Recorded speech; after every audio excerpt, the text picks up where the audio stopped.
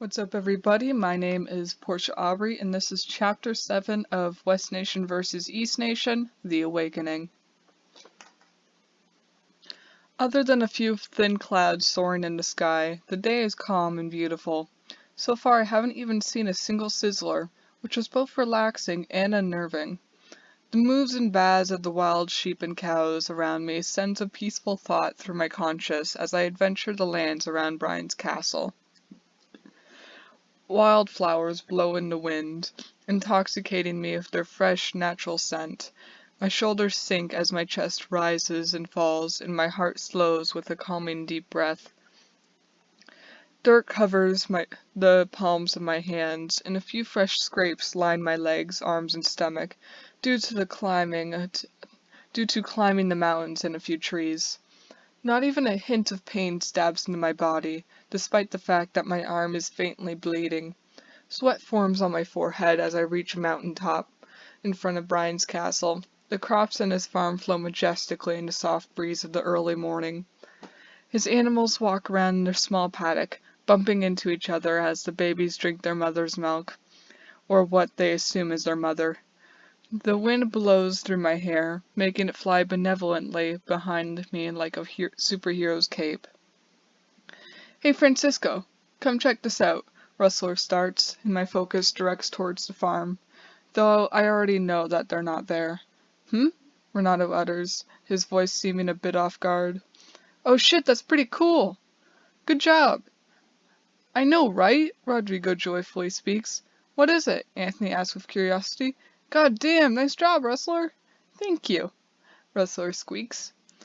The congratulations and lightness continues for a few more minutes as I watch the crops in the village seem to remain uninfected by the wind that moved Brian's crops so easily. The horses in the stables cheerfully play amongst themselves, neighing and rolling in the mud, covering themselves in the hay that always seems to be there. Hey guys, I start, watching the majestic creatures knock noses and snort into each other's manes. None of the guys respond, but I know they're listening. Whose horses are those? What horses? Anthony asks. Those are Brenna's, Renato answers. Oh, those horses, Anthony conveys with understanding. I'm gonna steal those horses. Don't you fucking dare, Renato threatens with hostility and warning. Whoa, chill. Anthony takes a step back with his voice. I wasn't actually gonna do it, he then whispers. Maybe. Anthony, Renato growls. Cat, Anthony fires back, saying Renato's nickname. He has that name because of how much he loves cats, and it's also because at times he can really be a huge pussy. I will kill you. Cat's voice is daunting as he speaks with a heavy tone, almost like his words are dropping to the ground like bricks immediately after he speaks them. How about I kill you instead? He remarks with confidence. Renato, what are you doing with that sword? His voice quickly shifts, fear and dread shaking his words. His screams mix with the tensity of Renato's silence. Renato, I was just joking. Please don't kill me. Cat's silence continues, along with Anthony's screams of fear, and soon joins in Rodrigo with some laughter. Rustler, no, stay out of this, please! Anthony's presence slowly fades as he chokes on his own blood, dying a sufferable demise. Rodrigo's soft laughter continues as Anthony's presence comes back into existence, though he remains silent as they all get back to work. A large bee enters and exits my view, residing within its home attracted to one of the tall, beautiful trees, surrounded by flowers. Its hind is covered in pollen, soon to be turned to honey, which can be helpful with potions, and curing different poisons and infects caused by the potions. My gaze finally lingers away from the village, taking in the sight of the land I have still not ventured.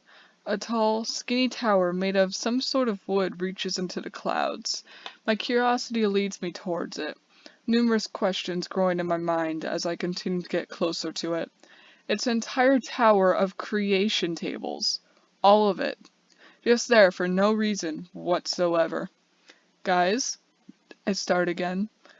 What is it this time? Anthony groans. What's with the huge tower of creation tables? I ask, gazing at it with awe and shock. Well, at least I don't have to worry about running out of creation tables. Laughter erupts out from all of the guys' voices in my head. It's booming and uplifting, making me feel light as I await an explanation. Don't touch it, Renata orders, shouting into my mind. I wasn't going to. I laughed and spin on my heels, heading back up to the mountain to continue checking out the view. The wind continues to blow through my hair, always going against me somehow. It can be quite helpful with keeping my hair on my face, but when it comes to climbing up a mountain, I'd rather not have the extra pressure trying to push me off. Dude, how would you react if I just... Anthony starts, adding a pause for dramatic effect. Burn it all down or blow it up? Bitch, I'll burn you down if you even go near it, Rustler threatens with great ease. I'll blow up your house too. Where even is Anthony's house? No, please no, Anthony begs with a whimpering voice. Then stay the fuck away from the tower, Renato demands with a daunting tone. Well, it's more like a pole and not as much of a tower, I stand, quickly turning back and looking up and down at the tall structure. A huge-ass pole. Or a skyscraper, though it does more of stabbing the sky instead of just scraping it. True, but shut up, Rodrigo responds, adding a bit of laughter at the end. I join in with the uprise of chuckles as I continue to ascend the mountain. The wind resumes blowing against me, keeping me cool in the slowly rising warm weather. The rocks of the mountain crack my fingertips, causing the blood to slowly form and drift down the tall stone. The muscles in my arms bulge as I pull myself up to the top of the mountain. I collapse onto the mixture of soft grass and hard stone, breathing heavily in an attempt to not fall unconscious. The world spins around me, spiraling and continuing to move despite my inability to do the same. I roll my head over, putting my eye patch side into the sky and my seeable side into the ground. Darkness overtakes my vision, and wind blows into my ear, deafening me with its speed and density. My clothes are soaked with sweat and a few drops of blood, the wind making my entire body freezing cold and the fabric feel like ice. Slowly, my heart begins to slow down and my breath becomes steady. My time starts to link up the rest of the world, and the spinning relaxes back to normal. I take one more deep breath and push myself back up to my feet. The grass brushes and stabs at my wrists, adding a whole nother cut of paintings to my injuries.